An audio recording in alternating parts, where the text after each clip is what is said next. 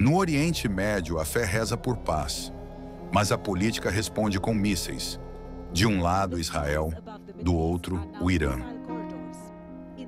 Deuses diferentes, histórias distintas, mas uma mesma linguagem: o medo, a guerra.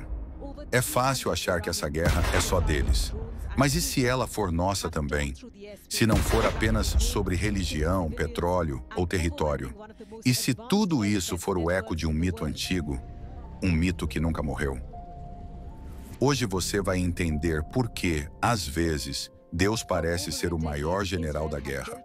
E por que, entre Irã e Israel, a paz não é apenas improvável. Talvez ela seja, para alguns, um pecado. Known for neutralizing short-range rockets from Gaza, was never meant to handle. Toda guerra começa com uma história. No Oriente Médio, essas histórias são sagradas e não se apagam com o tempo. Para os judeus, há uma promessa gravada nas Escrituras. Deus entregou ao povo escolhido uma terra entre o mar e o deserto.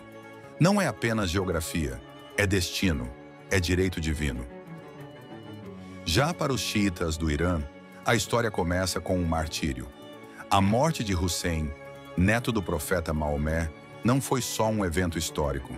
Foi o nascimento de uma identidade. A resistência contra a opressão, o sacrifício como dever sagrado, a luta como missão eterna. Dois povos, dois mitos, mas o mesmo motor. A crença de que suas histórias não são apenas verdadeiras, são destino inevitável. Israel se vê como o bastião do Ocidente no Oriente, uma fortaleza tecnológica cercada por inimigos. O Irã se enxerga como herdeiro da antiga Pérsia, guardião de um Islã revolucionário que resiste ao imperialismo moderno. Essas visões não são apenas políticas, são memórias mitológicas. Como diz a historiadora Karen Armstrong, certos povos carregam em si uma memória sagrada, histórias tão profundas que moldam suas ações até hoje.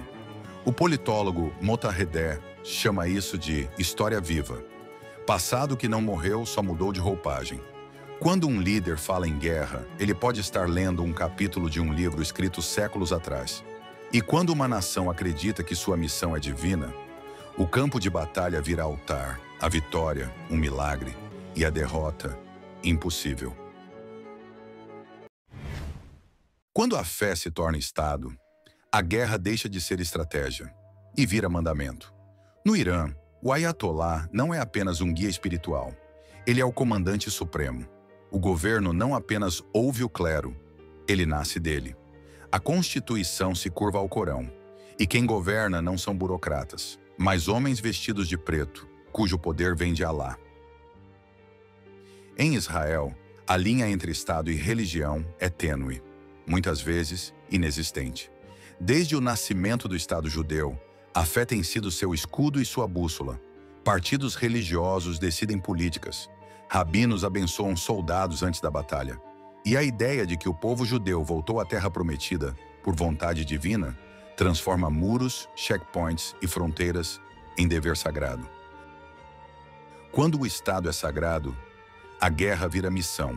Atacar o inimigo não é só defesa, é proteger a vontade de Deus. E recuar pode ser visto como desobediência, ou pior, traição. Ambos os países construíram sua coesão sobre o pilar da fé. No Irã, o Islâmita une o povo contra o que chamam de opressores. Em Israel, o judaísmo é a raiz que mantém o Estado de pé, mesmo cercado de inimigos. E quando a fé se torna escudo, não há espaço para dúvidas, nem para culpa. A religião, nesses casos, não é ópio do povo, é armadura. E quando ela envolve um povo inteiro, quem duvida se cala, ou é silenciado.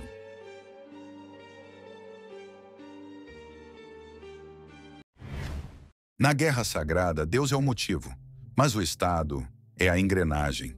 Tanto Irã quanto Israel sabem, não há margem para erro. Um passo em falso pode ser o fim. E é por isso que ambos viraram máquinas de sobrevivência, operando no limite da legalidade, da moral e da paz. O Irã construiu uma rede invisível de poder, financia milícias pelo Oriente Médio infiltra agentes em territórios inimigos, ciberespiona governos aliados e rivais, e dentro de casa sufoca qualquer voz contrária. Tudo em nome da resistência, tudo em nome da sobrevivência.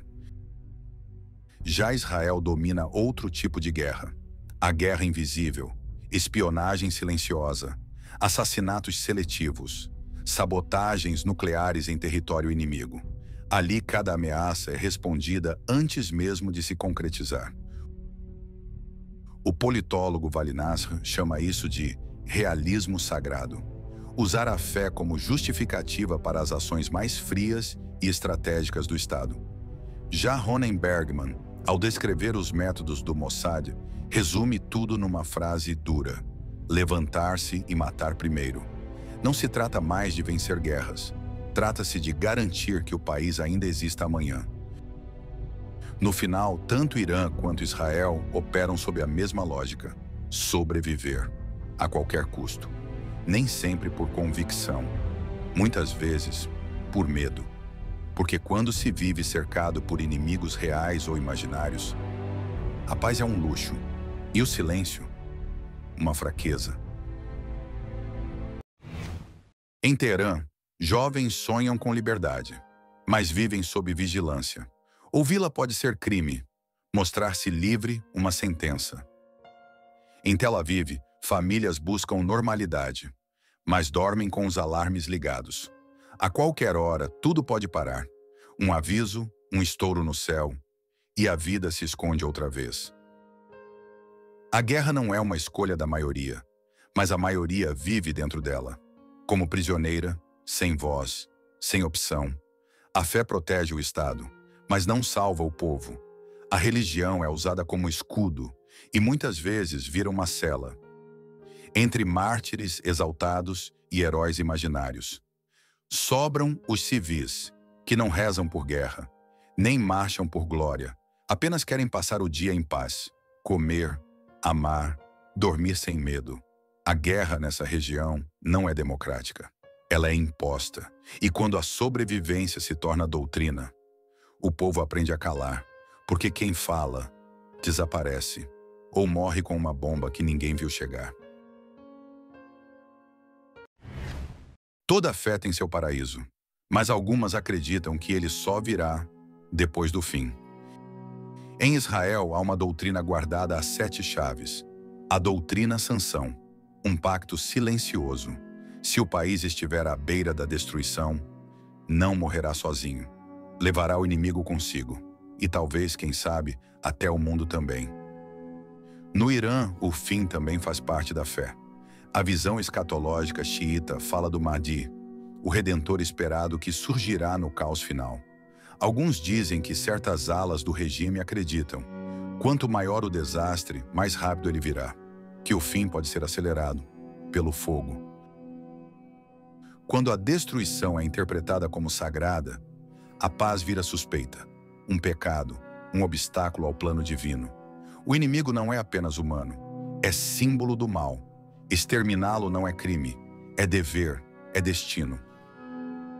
E assim surge a pergunta que ecoa como um trovão em céus escuros: se Deus quer guerra, quem ousa querer paz? O Oriente Médio parece um pesadelo sem fim, mas ele já foi sonhado antes, século após século. Nas cruzadas, reis marcharam por Jerusalém em nome de Cristo, espada em uma mão, Bíblia na outra. A fé era a desculpa, a terra era o prêmio. Na Guerra Fria, o mundo se dividiu entre 2 deuses seculares, capitalismo e comunismo, ideologias armadas com bombas nucleares. Quem discordava, virava alvo.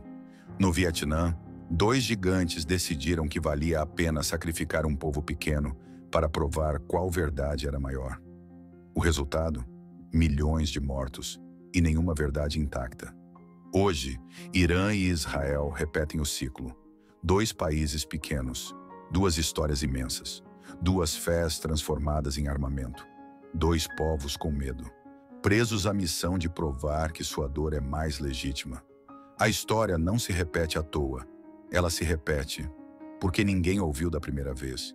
E a pergunta mais uma vez se impõe: Quantos séculos ainda teremos que atravessar até entender que nenhuma fé, nenhuma ideologia, nenhum Estado vale mais que uma única vida humana? Talvez Irã e Israel não lutem um contra o outro. Talvez lutem pela mesma coisa: o direito de dizer ao mundo o que é sagrado, de apontar para o céu e afirmar: Deus está do meu lado. Mas nessa batalha por divindades, ideologias e territórios, quem morre quase sempre é quem só queria viver. Sem bandeiras, sem inimigos, só queria respirar em paz. A guerra continua. O mundo assiste. Você agora sabe o que há por trás dos uniformes, das bandeiras, das orações gritadas. Sabe que a fé pode ser escudo, que o medo pode ser arma, e que nem toda guerra é política. Algumas são escritas há séculos. Se isso te tocou, compartilhe. Faça essa reflexão chegar a mais alguém, porque o silêncio também é uma arma, e a ignorância é um campo minado.